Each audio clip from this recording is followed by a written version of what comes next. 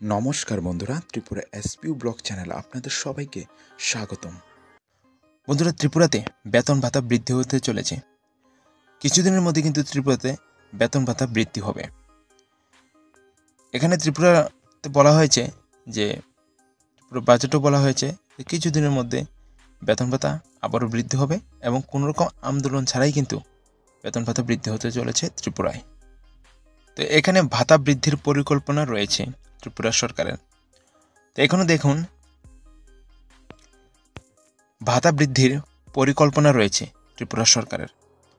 তো এখানে যে জেলা পরিষদের সভাধিপতি আছে, সহসভাধিপতি, পঞ্চায়েত প্রধান, উপপ্রধান, পঞ্চায়েত সমিতির চেয়ারপারসন, চেয়ারম্যান, তাদের কিন্তু বেতন ভাতা বাড়ছে। তো এখানে ত্রিস্তর পঞ্চায়েতের যে সদস্যরা রয়েছেন তাদের কিন্তু ভাতা দেওয়ার পরিকল্পনা রাজ্য সরকার রয়েছে।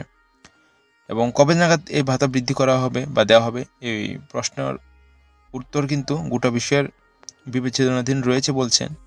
এবং কিছুদিনের মধ্যেই কিন্তু সেই বেতন ভাতা কিন্তু বৃদ্ধি করবে তাদের।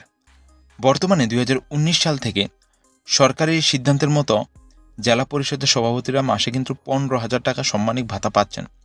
অলরেডি তারা কিন্তু 15,000 টাকা করে সাম্মানিক ভাতা পাচ্ছেন। এবং যারা সহসভাধিপতিরা আছেন তারা কিন্তু 5,000 টাকা করে সম্মানিত ভাতা, এবং পঞ্চায়েত সমিতির চেয়ারপারসনরা, চেয়ারম্যানরা মাসে 10,000 টাকা, এবং ভাইস চেয়ারম্যান যারা রয়েছেন তারা কিন্তু 7,000 টাকা করে ভাতা পাচ্ছেন। অন্যান্য পাচ্ছেন তারা 7,000, 10,000, 5,000, 15,000 করে। তো এখানে ভাতা 7,000 টাকা করে পাচ্ছেন।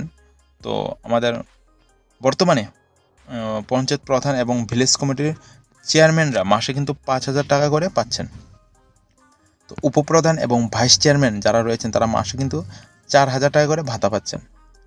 মুখ্যমন্ত্রী আরও জানান যে গ্রাম উন্নয়ন দপ্তর এবং পঞ্চায়েত দপ্তরকে নিয়ে সংশ্লিষ্ট বিষয়ে একটি কমিটি গঠন করা হয়েছে এবং এই কমিটি বিষয়টি নিয়ে বিবেচনা করে দেখছে। দেখুন, এখানে ত্রিপুরা সরকারের যারা জেলা সভাধিপতি রয়েছে বা চেয়ারম্যান, ভাইস চেয়ারম্যান যারা রয়েছে, পঞ্চায়েত চেয়ারপারসনরা বা চেয়ারম্যানরা রয়েছেন, তারা কিন্তু ভাতা তাদের বৃদ্ধি হবে, বেতন ভাতা তাদের বৃদ্ধি হবে কিছুদিনের মধ্যে। তো সেটা নিয়ে একটা কমিটি করা হয়েছে। দেখুন, তাদের বেতন ভাতা বৃদ্ধি হচ্ছে, সেটা ভালো কথা।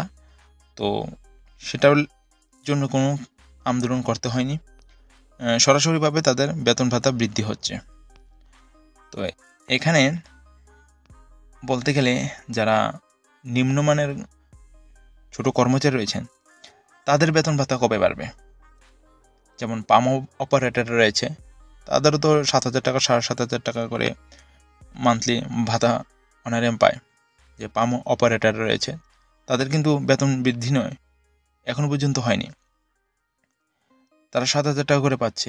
অঙ্গনওয়াড়ি কর্মীরা, অঙ্গনওয়াড়ি ওয়ার্কাররা কত করে পাচ্ছে? সেরকমই 6,000, 7,000 করে পাচ্ছে।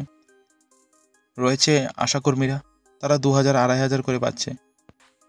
তো তাদেরও বেতন বৃদ্ধি করা হোক, তাদেরও পরিবার আছে, তো তাদেরও বেতন বৃদ্ধি করার দরকার রয়েছে।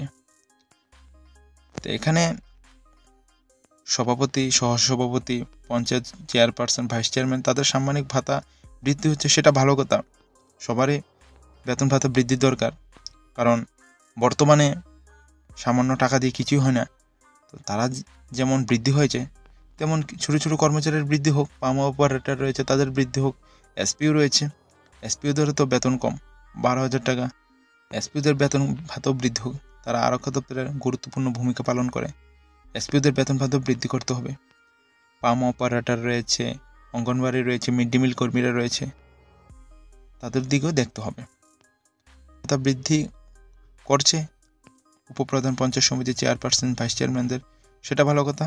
সবারই বেতন ভাতা বৃদ্ধির দরকার, পাশাপাশি তাদেরটাও দেখতে হবে। সেটা আমাদের তরফ থেকে অনুরোধ রইল যে পাশাপাশি ছোটো ছোটো কর্মচারীর দিকে তাকাতে হবে। তো আজকের ভিডিওটি এই পর্যন্তই। ভিডিওটি যদি ভালো লাগে অবশ্যই লাইক, কমেন্ট এবং শেয়ার করবেন। আমাদের চ্যানেল যদি নতুন হয়ে থাকেন অবশ্যই চ্যানেলটিকে সাবস্ক্রাইব করবেন। Thanks for watching. জয় হিন্দ, জয় ভারত।